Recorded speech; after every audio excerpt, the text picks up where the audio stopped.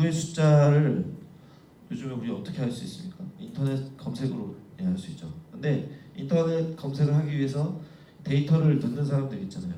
인구 조사를 통해서 국민의 숫자가 계수됩니다. 이 인구 조사는 근현대까지만 해도 세금과 징역 또는 노역을 부과하기 위해서 이루어진 것입니다. 군사력, 노동력, 자금을 위해서 인구 조사를 했다는 말이죠. 우리가 읽은 본문에서도 인구 조사가 이루어지는데 바로 다윗 왕 시대의 일입니다. 이 인구 조사의 의도가 무엇이었을지 오늘 이를 통해서 몇 가지 생각해 보겠습니다. 먼저 본문이 우리에게 알려주는 것은 사람이 무엇인가 이루었을 때 사탄의 유혹에 빠지기 쉽다는 겁니다. 오늘 21장인데 앞장까지 이방 민족들과의 전투에서 승리합니다. 다윗의 이스라엘은 승승장구하며 나라를 강하게 만들었죠. 이때 다윗에게 사탄이 마음을 충동시켰습니다. 인구 조사를 하게 하였다고 1절에 나와 있죠. 2절에서 다윗은 요압과 백성의 지휘자들에게 인구 조사를 지시합니다. 요압은 반대하죠. 이 반대에도 불구하고 다윗은 감행을 합니다. 그 인구 조사 결과 칼을 뺄 만한 자가 이스라엘 중에 110만 명, 유다 중에 47만 명, 150여만 명, 160여만 명이 됩니다. 레위와 베냐민 사람을 계수하지 않았는데도 상당히 많은 숫자죠. 어떻게 보면 대구 인구보다 적다고 생각할 수 있습니다. 그렇죠? 그런데 이 개수가 노인과 여성, 어린이, 장애인이나 아픈 사람들을 빼고 조사하였다는 것을 감안하면 엄청나게 많은 숫자인 것을 알 수 있고 2000년도 훨씬 전에 개수를 했는데 이렇게 많았다는 것은 이스라엘이 얼마나 강한 나라였는지를 부강했는지를 우리가 알게 합니다. 근데 이 인구 조사는 하나님 보시기에 악한 것이었습니다. 3절에서 요압은 이렇게 말합니다. 3절 하반절을 보세요. 어찌하여 이스라엘이 범죄하게 하시나이까. 인구 조사가 이스라엘로 하여금 범죄하게 만드는 것이랍니다. 이번엔 7절 보겠습니다. 하나님이 이 일을 악하게 여기사 이스라엘을 치심해. 하나님의 은혜를 경험하고 매일 승리 가도를 달리던 다윗이 하루아침에 하나님이 악하게 여기시는 일을 행하였고 이스라엘이 하나님께 범죄하게 만들었으면 이스라엘 전체에 하나님의 징벌이 임하게 하였으며 7만여 명이나 죽게 되었죠. 그리고 7절에 보니까 설명되지 않은 하나님의 징벌까지 합치면 더 많은 사람들이 고통을 당했다는 것을 볼 수 있습니다. 이것은 1절에서처럼 사탄이 다윗을 충동하였기 때문인데 베드로전서 5장 8절 제가 읽겠습니다. 근신하라 깨어라 너희 대적 마귀가 우는 사자같이 두루다니며 삼킬 자를 찾나니. 아멘. 마귀는 언제나 우리를 넘어뜨리기 위해서 찾아다니고 있습니다. 그러니까 우리는 늘 깨어있어서 사탄의 공격을 막아야 한다는 것이죠. 오늘 다윗의 이 잘못이 사탄의 충동에서 생긴 것이라는 걸 우리는 기억해야 됩니다. 바라기는 저와 여러분의 삶을 살아가면서 승리할수록 높이 올라갈수록 일이 잘 풀릴수록 사탄의 유혹에 빠지기 쉽다는 것을 기억하기 원합니다. 다음은 다윗의 인구 조사가 도대체 왜 악하냐는 겁니다. 악하다는 건 나오는데 왜 악한지는 나오지 않죠. 다윗의 의도가 뭐였는지를 살펴보면 됩니다. 8절 보니까 다윗이 하나님께 회개합니다. 다윗이 하나님께 아뢰되 내가 이 일을 행함으로 큰 죄를 범하였나이다. 이제 간구하옵나니 종의 죄를 용서하여 주옵소서. 내가 심히 미련하게 행하였나이다 하니라. 아멘. 하나님께 인구조사를 벌인 자신의 죄를 회개하고 있습니다. 근데도 왜 죄인지는 나오지 않죠. 내가 큰 죄를 범했다고는 하는데 이것이 왜 죄인지는 나오지 않습니다. 17절에서도 회개하는데 이 부분도 살펴보겠습니다. 17절 상반절입니다. 하나님께 아뢰되 명령하여 백성을 계수하게 한 자가 내가 아니니까 범죄하고 악을 행한 자는 곧 나이니이다. 여기서도 백성을 계수한 것이 죄라는 것은 나오지만 그것이 왜 죄인지, 왜 문제인지는 언급되지 않습니다. 무엇이 문제일까요? 3절에서 힌트를 찾을 수 있습니다.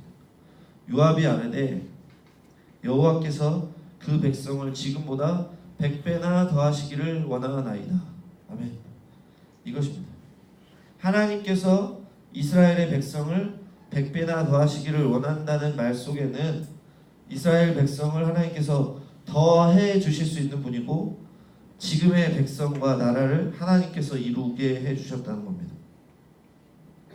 요압의 이 말을 다윗에게 한다는 것은, 요압이 이 말을 다윗에게 한다는 것은 오늘 본문의 다윗이 이를 무시했다는 것을 우리는 알 수 있습니다. 그러니까 요압이 이 말을 다윗에게 하는데 다윗은 그 말을 받아들이지 않고 있죠. 다윗은 지금 군사력과 자신이 이룬 업적과 그동안의 승리에 취해서 이를 이루어 주신 진정한 주인이신 하나님을 잊은 것입니다. 이것이 곧 하나님을 의지하지 않은 불신앙의 시작점인 것이죠. 이처럼 하나님을 잊고 교만한 마음에 자신이 가지고 있는 병력과 자신이 가진 힘을, 자신의 업적을 되돌아보려는 이고조사는 하나님께 죄악이었던 것입니다. 다윗의 의도가 하나님을 의지하거나 하나님께 영광 돌리는 것이 아니라 지극히 자기 자신을 중심에 삼는, 자기 자신을 치우쳤기 때문에 하나님께 너무나 큰 죄가 된 것이죠. 하나님은 어떤 분이십니까? 이 세상의 주인이시고 다윗을 왕으로 세워주신 분이고 이스라엘 백성을 택하여 하나님의 백성, 하나님의 나라 삼으신 분 아니십니까? 이 세상과 떨어져 계신 분이 아니라 이 세상을 통치하시고 감찰하시는 왕 중의 왕이십니다. 그리고 오늘 본문처럼 다윗의 잘못에 무서운 징벌을 내리시기도 하시죠.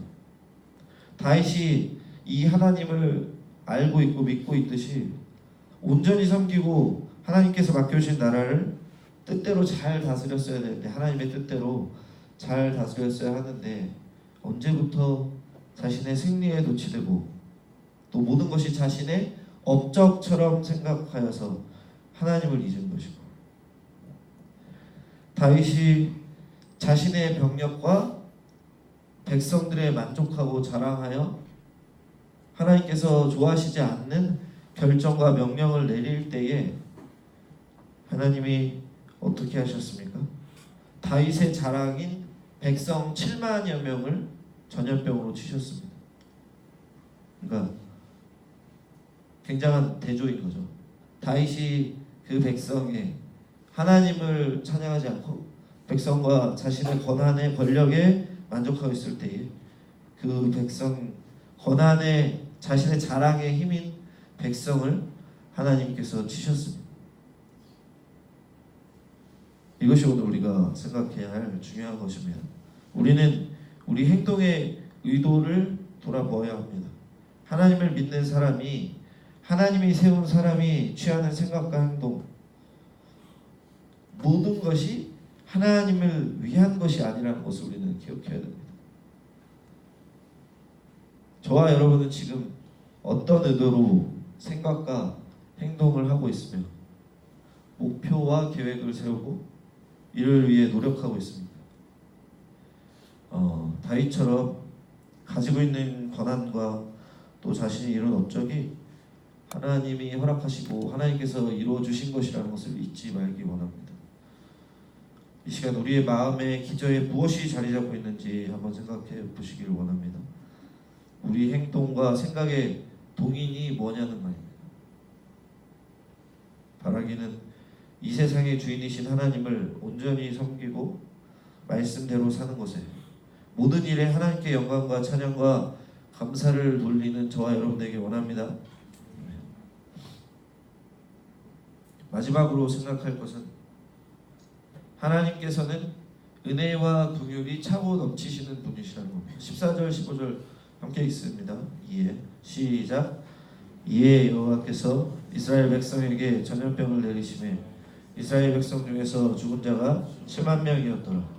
하나님이 예루살렘을 멸하러 천사를 보내셨더니 천사가 멸하려 할 때에 여호와께서 보시고 이 재앙 내림을 뉘우치사 멸하는 천사에게 이르시되 족하다 이제는 내 손을 거두라 하시니 그때에 여호와의 천사가 여부스 사람 모르난의 타작 마당 곁에 선지라. 아멘.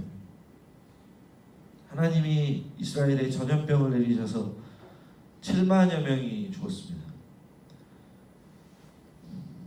하나님께서 다윗에게 고르라고 한 벌은 3년과 석 달과 3일의 고통이었습니다. 다윗은 그 중에서 제일 짧은 것을 택한 것 같아요.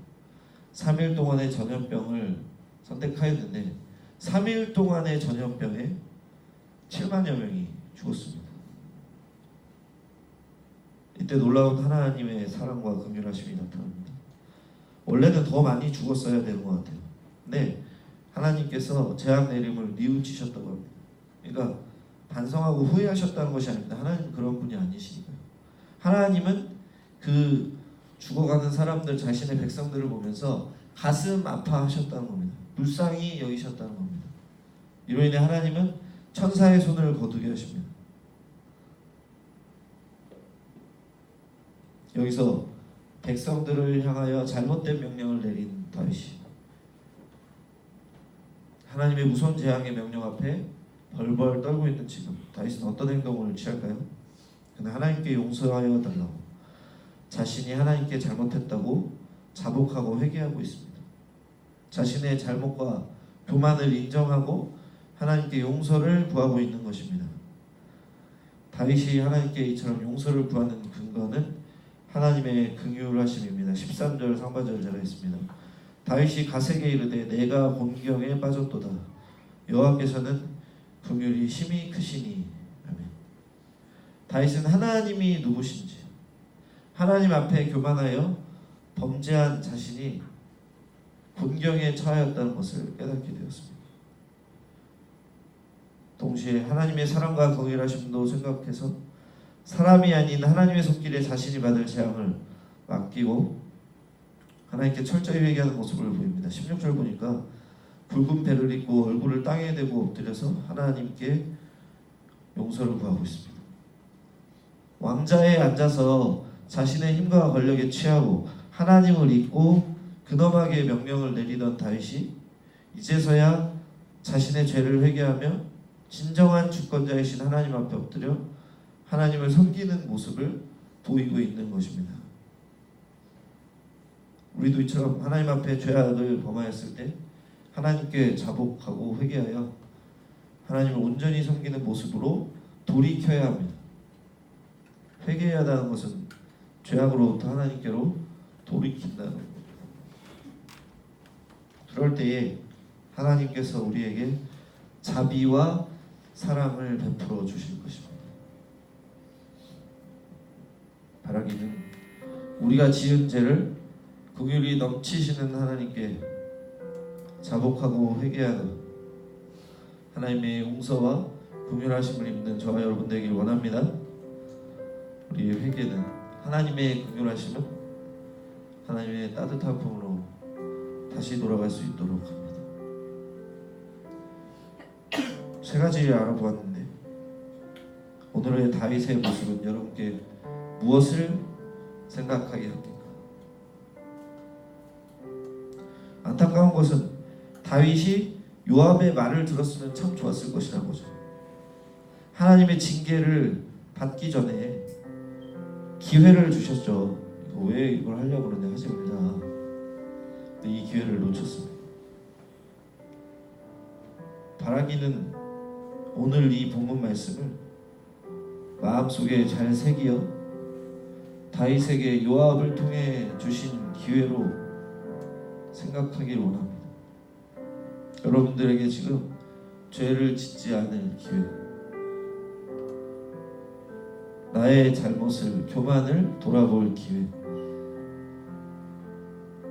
나의 범죄를 하나님께 회개할 기회로 오늘 본문 말씀을 삼으시길 바랍니다.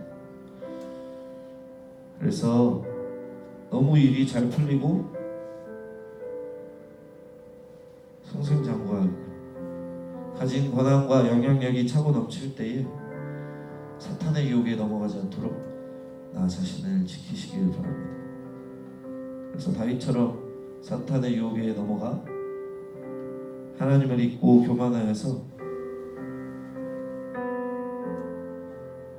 하나님께서 맡겨주신 힘과 능력을 다른 사람을 죽이는 데 사용하지 않고 하나님 앞에 범죄하는 데 사용하지 않고 하나님을 생각하고 하나님을 섬기며 하나님의 말씀대로 살아가기를 원합니다. 또한 하나님 앞에 범죄한 것이 있다면 자비와 긍휼의 하나님께 철저히 회개하여서 다시 하나님 앞에 엎드려 하나님을 온전히 섬기는 은혜와 사랑을 체험하고 하나님의 자녀답게 다시 살아가는 저와 여러분 되기를 원합니다. 이 질문 드리고 기도하기를 원하는데, 여러분의 말과 생각과 행동, 그 모든 것의 의도는 무엇입니까?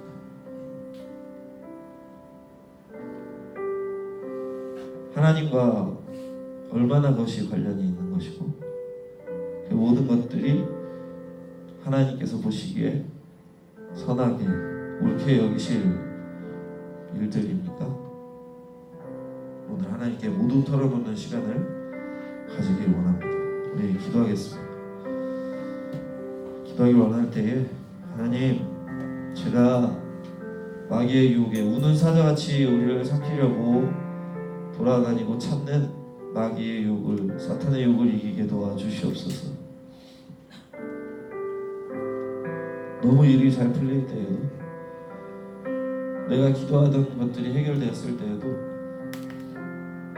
내가 한 것이 아니라 하나님께서 허락하셨고